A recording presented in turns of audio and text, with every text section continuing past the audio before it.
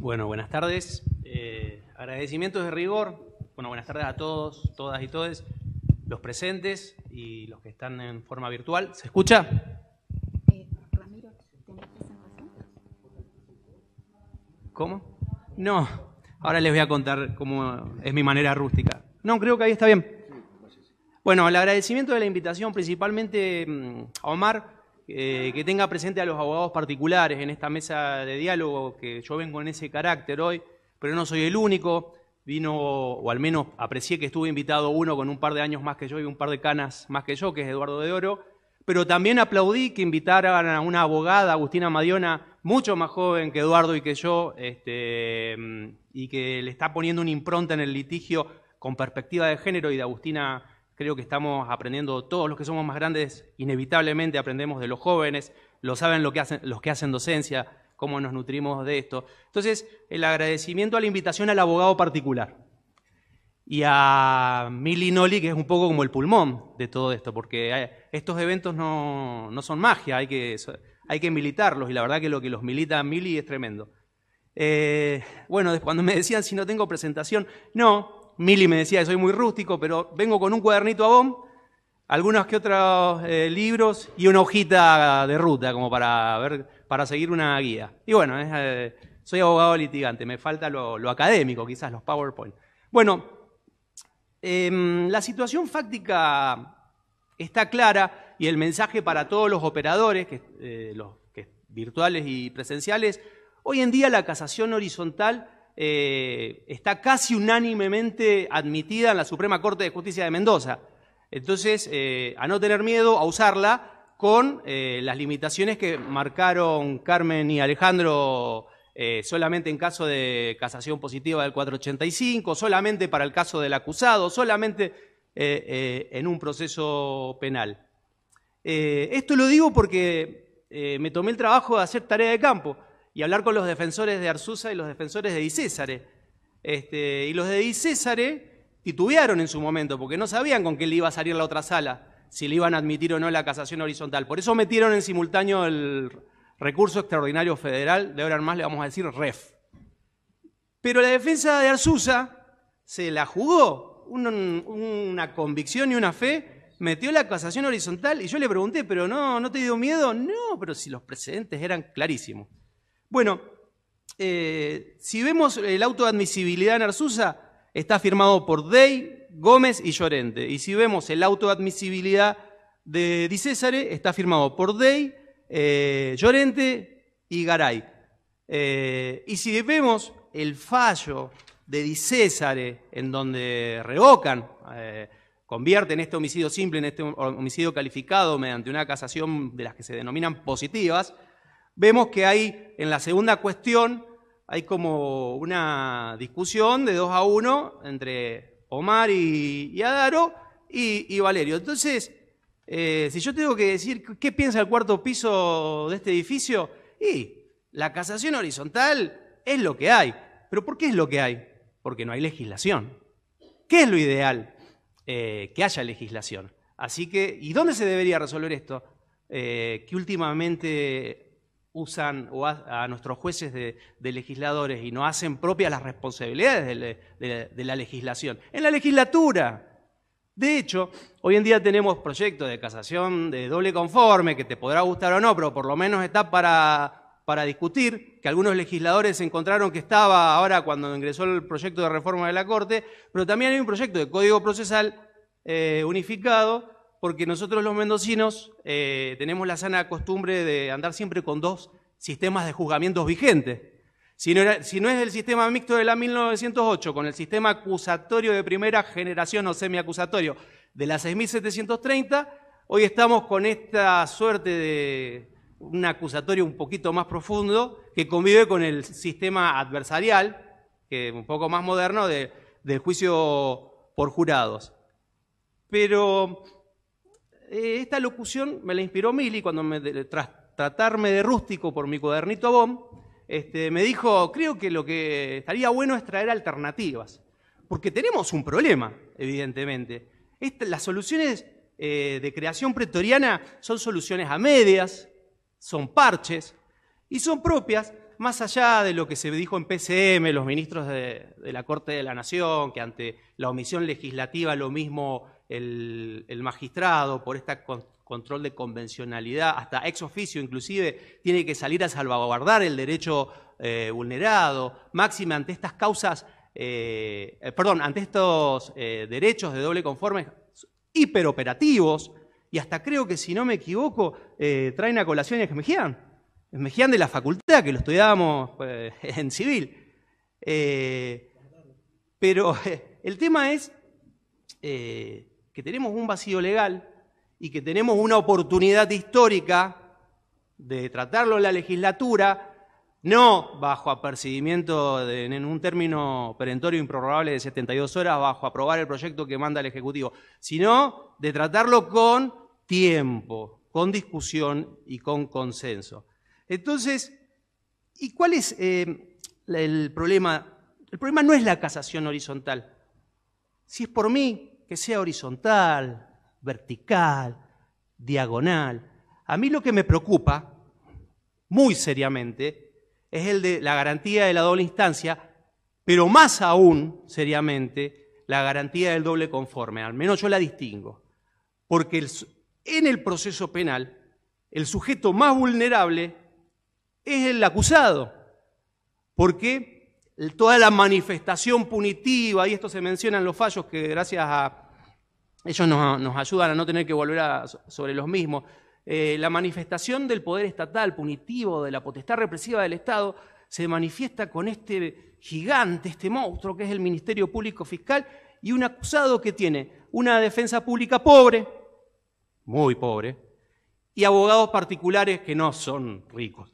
Hay muchos y la calle está difícil. Entonces hay una desigualdad clara de recursos. Entonces tengo que reforzar en el proceso penal a esta simetría del acusado. Entonces yo creo que la casación horizontal, que como vimos ya no es un tema de discusión, es como sirve de excusa para analizar el doble conforme. ¿El doble conforme está verdaderamente garantizado en Mendoza, en la Argentina? Pienso que no. Allá por el 2005, hace muchos años, en algo que yo creo que hoy en día ya casi tiene vigencia a medias, estaba el fallo Casal. Traje una obra póstuma de Dimas Agüero con prólogo de Susana García, que destaca en el fallo Casal el voto de Hayton de Nolasco. Miren lo que decía Hayton de Nolasco. Bueno, dice que la Convención Americana de Derechos Humanos inequívocamente obliga al Estado Nacional argentino a reformar su legislación procesal en el 2005, de modo de sustituir el recurso de casación de carácter extraordinario ilimitado por un recurso ordinario. Hago énfasis a propósito. Ordinario. Y hago eco. El problema es que el recurso de casación nunca debió ser un recurso extraordinario. Y ese es el gran problema. ¿Qué pasó? Después de la Revolución Francesa, los franceses crearon un tribunal constitucional que ni siquiera era jurisdiccional o integrante del Poder Judicial, era más bien político, pero que custodiaba los valores de la Revolución Francesa, la omnipotencia de la ley, Montesquieu, y la igualdad de la ley, Rousseau, que buscaba, ojo con los jueces que interpreten mal la ley o dicten fallos contradictorios y afecten la igualdad ante la ley. Esto no soy un fantástico, lo dice Jorge Cusirat en el mejor Código Procesal Penal comentado de la provincia de Mendoza que hemos leído. Lástima que no lo fue actualizando. Pero era extraordinario. El problema de la garantía del doble conforme es que como están hoy en día legislados los recursos de casación, que son los únicos remedios que tenemos los abogados defensores, vamos al caso concreto, ante un caso de casación positiva, vengo de una absolución o vengo de una calificación más leve y la alzada o me condena o me agrava la calificación, tengo que recurrir. Obviamente, todos los precedentes que mencionaron descartan el REF, porque el REF está reservado. Ese es un recurso extraordinario. Los recursos extraordinarios son los recursos de ley como el inconstitucional, el recurso extraordinario federal, y por ahí el de revisión, que tiene otros matices. Pero la casación no debería estar en un Código Procesal Penal legislado como un recurso extraordinario. Y ahí es donde empiezan los problemas. De Casal en adelante, bueno, pueden meterse en los hechos, pero con el límite de la inmediación. Al otro año, en el 2006, Díaz y Cantón, bueno, pero se puede avanzar sobre la inmediación en la medida en que lo hayan plasmado esta percepción de lo que el juez pudo oír, y si lo plasmó en la fundamentación, es revisable en la alzada, pero de la manera que está legislado, condiciona mucho a la hora de interponer la casación al litigante, porque uno tiene que empezar a pivotear entre, bueno, por ahí el vicio injudicando de la ley sustantiva, uno no discute el hecho, sino que o no se aplicó la norma que se tenía que aplicar, en vez de aplicar esta figura, tendrían que haber aplicado esta, que es lo que pasó en Di César, un poco la discusión, o se aplicó erróneamente. Ejemplo, lo que pasaba antes con la tentativa, que era de 1/3 a tanto, o no, o un mínimo a la mitad, de toda esa discusión. Pero después en los vicios in procedendo es medianamente falaz de la manera en que está hoy legislado en el 474 del Código Procesal Penal y en el 456 del Código Procesal Penal de la Nación, que se llega fácilmente a los hechos. Los abogados tenemos que ser medio como malabaristas y magos y empezar a conjugar entre el 416 y la nulidad de la sentencia, el 155 y la fundamentación aparente y contradictoria, y ver cómo con la sana crítica racional logramos que el tribunal o la alzada se metan los hechos. Para esto hice otro trabajo de campo.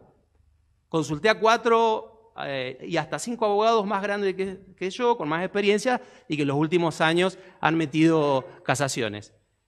Y, bueno, las conclusiones son las más diversas. El que menos yo me pensaba que me iba a decir esto, pero me voy a reservar los nombres porque no me autorizaron, me dijo, no, hoy en día la casación es un recurso como ordinario, como la apelación. Yo discrepo. A los otros que les consulté, no, y depende de la trascendencia del caso, o depende de la voluntad de la alzada, pero no acá en Mendoza, en todos los máximos tribunales de todas las provincias. Es un problema.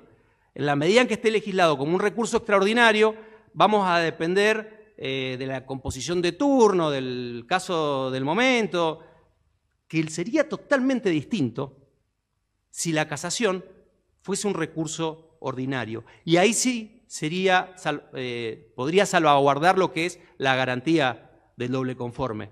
Porque ¿quién me va a discutir en un recurso de apelación que puedo hablar de los hechos, de la prueba, que puedo hablar de la calificación legal, que puedo hasta, no solamente hablar de la inobservancia de normas de procedimientos que traen aparejados sanciones de nulidad, sino también de la errónea aplicación y interpretación de una norma procesal?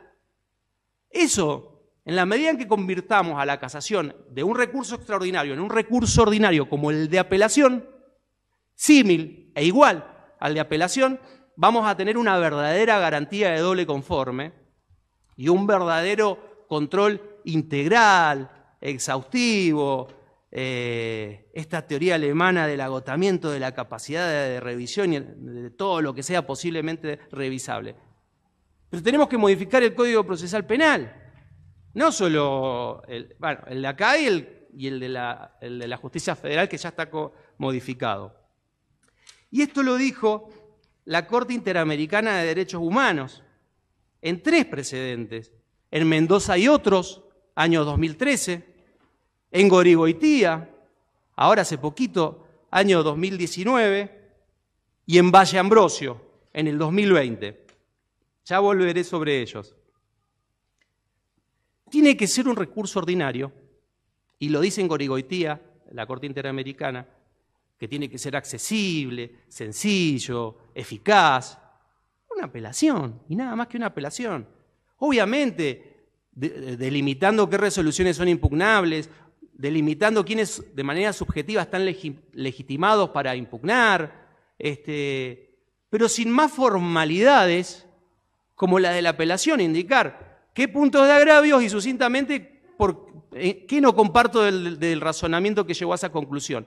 Y después que no esté condicionado, que es lo que yo creo que hay que eliminar y derogar, y que ni siquiera veo que en las reformas legislativas están atinando en este sentido, a motivos o causas o causales de casación. ¿Por qué? ¿Qué es lo que dice la Corte en Gorigoitía? Porque después los agravios están condicionados por estas causales para su procedencia. ¿Qué es este malabarismo y magia que tenemos que hacer los abogados para abrir el análisis de los hechos? Y esto no debería ser así. ¿Cuál es el estado actual tras los pronunciamientos de la Corte Interamericana de Derechos Humanos en Mendoza y otros, Gorigoitea y Valle Ambrosio? Hace poquito ahora, el 2 de septiembre de este año, luego de dictar estas sentencias condenatorias, la Corte, en su función de verificar que se estén cumpliendo las partes dispositivas de sus sentencias, le va pidiendo informe a los estados. Y les tiró las orejas un poquito más a unos y un poquito menos a otros, pero los retó a todos. En Mendoza y otros, del 2013, entre otras cosas, se le pedía a la Justicia Federal que modifique el Código Procesal Penal de la Nación. Y lo hizo. ¿Pero qué dice la Corte? Che, pero está vigente nada más que en 2 provincias y un par de articulitos en toda la Nación. Avancemos un poco. Tirón de orejas, reto. Bueno, Valle Ambrosio, de Córdoba, es del año 2020. Los cordobeses ya mismo reformaron el Código Procesal Penal. Y los felicitó, pero le tiró las orejas, porque el Tribunal Supremo de Córdoba se resiste todavía a abrir el recurso. Porque era lo que yo hablaba con estos 5 colegas, que hice una suerte de encuesta. El recurso a veces se abre y a veces no se abre tanto. Muchas veces les pasará a los litigantes que se encuentran con la leyenda o el cliché, su recurso no es otra cosa que la discrepancia valorativa con el criterio de la Cámara. Y sí, si me lo condenó y yo pedí la absolución, ¿qué quieren que discutamos? La sana crítica, la no contradicción, todo muy bonito. Esto es muy fácil, se resuelve cuando sea un recurso ordinario. Fíjense, qué interesante lo de Córdoba. Todas las legislaciones, todas, dejaron causales y o motivos casatorios, que yo entiendo que no tienen que estar, porque condicionan los agravios de quien impugna. Pero en Córdoba, algunas cosas interesantes para el acusado, al doble conforme, que yo digo que hay una simetría entre el acusado y el Estado, cuando está la potestad represiva del Estado de por medio, puede ser informal. No tiene que cumplir tantas formalidades en Córdoba. Bueno, y al igual, acá en Mendoza, de un proyecto que no me quiero meter porque nos dimos la mano con Darío que lo iba a tratar él, acá en Mendoza está el proyecto de doble conforme, pero también comete el mismo pecado, enumera causales o motivos casatorios, lo sigue manteniendo como un recurso extraordinario. Decía en el libro de Dimas Agüero, un poquito menos formal, pero más de lo mismo.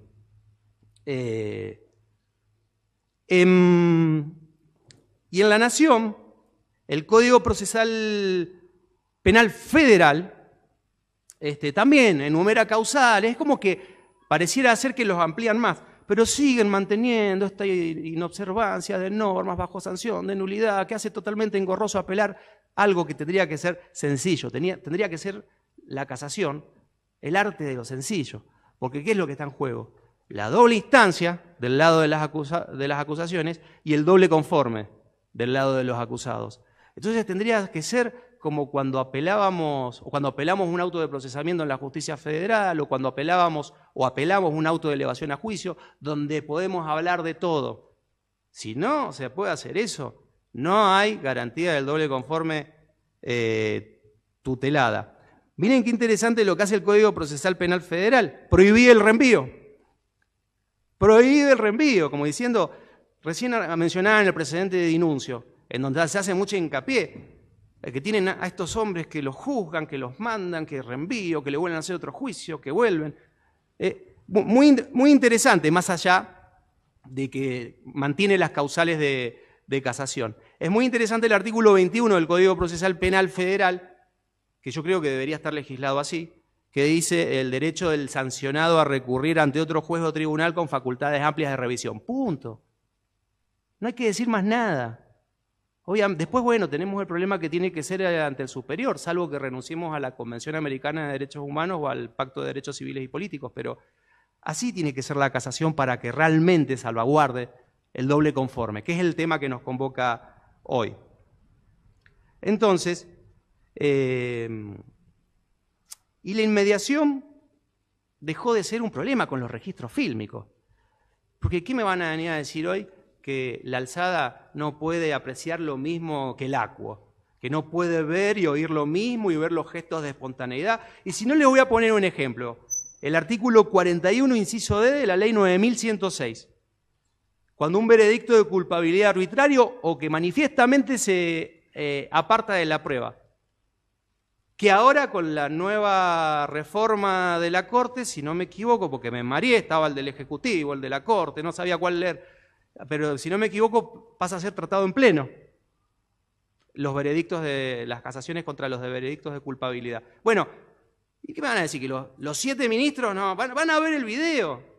¿Qué me van a decir? ¿Que con la tecnología que tenemos hoy nos vamos a quedar con el vetusto Casal del año 2005 tras una pandemia donde todos manejamos la tecnología y los juicios son casi excelentemente grabados? Se acabó lo de la inmediación. Y se acabó lo de la teoría alemana del esfuerzo, de la revisión de lo revisable. Se puede revisar todo en la medida que lo saquemos de los recursos extraordinarios, que son recursos de derecho, y lo traigamos a los recursos ordinarios. Porque la casación es un recurso de hechos, derechos y pruebas. Lo dice en Gorigoití, en Mendoza y otros, y Valle Ambrosio, la Corte Interamericana. Está todo estrechamente vinculado. Hecho erróneamente determinado, derecho mal aplicado. Entonces, hecho, derecho y prueba son inescindibles, no los puedo analizar por separado. Entonces, creo que si tenemos en la legislatura este proyecto del doble conforme y tenemos en la legislatura este proyecto del Código Procesal Penal Unificado y que parece ser que no nos van a emplazar a un tratamiento exprés y tenemos tiempo como para poder opinar, y bueno, nos tenemos que meter ahí cada uno su opinión. Por ejemplo, yo la opinión que voy a tratar de insertar es que eliminen las causales de casación o los motivos casatorios, para no restringir los agravios del impugnante.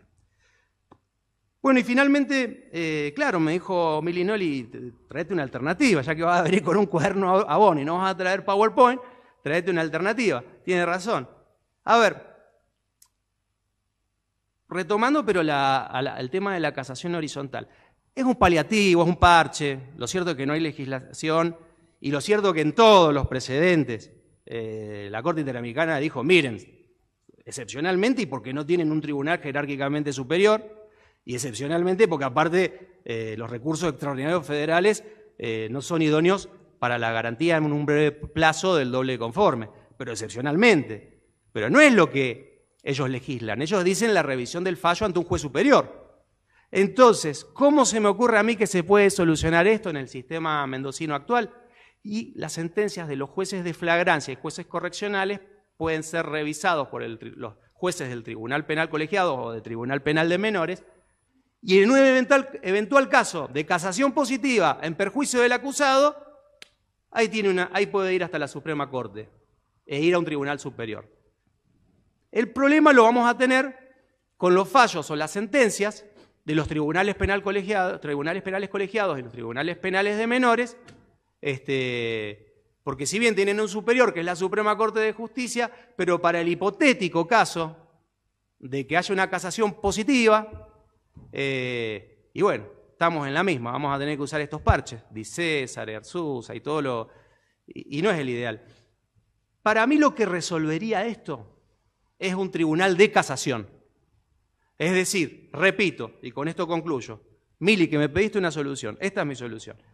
Juez correccional, juez de flagrancia, sus fallos los casamos ante tribunales penales colegiados. Y si se da el caso de Di César o el caso Arzusa, tenemos asegurada la doble instancia ante un superior, como dice el 8.2H de la Convención Americana o el 14.5 del Pacto de Derechos Civiles y Políticos. Ahora, juez de tribunal penal colegiado, tribunal de menores, y necesitamos un tribunal de casación para el eventual caso de una casación positiva poder ir en casación ordinaria, yo inclusive hasta le cambiaría la terminología que hace el Código Procesal Penal Federal, que habla de impugnaciones. Directamente, habla de jueces de revisión. Una impugnación solo para ese caso ante la Suprema Corte. Yo creo que así resolvemos la situación y así nos ajustamos a derecho. Cualquier legislación diferente, más allá de la buena voluntad, porque estos parches son positivos, los hicieron para salvaguardar derechos, pero más allá de la buena voluntad judicial, necesitamos la buena voluntad legislativa, porque esto se resuelve en la legislatura y se resuelve así, con tribunales. El fallo es ante un tribunal jerárquico superior. La ley es clara en ese sentido. Entonces, bueno, muchas gracias por la invitación. Aprovechemos estas oportunidades para pensar y tratemos de llevar estas ideas a la legislatura. Y no nos olvidemos, dicho sea de paso, que este tirón de orejas de la Corte Interamericana de Derechos Humanos del 2 de septiembre del 2022, cuando el tirón de orejas más severo fue para Mendoza, porque por lo menos Córdoba modificó. La Nación tiene un código a medio implementar y acá, bien, gracias. Bueno, nada más. Gracias.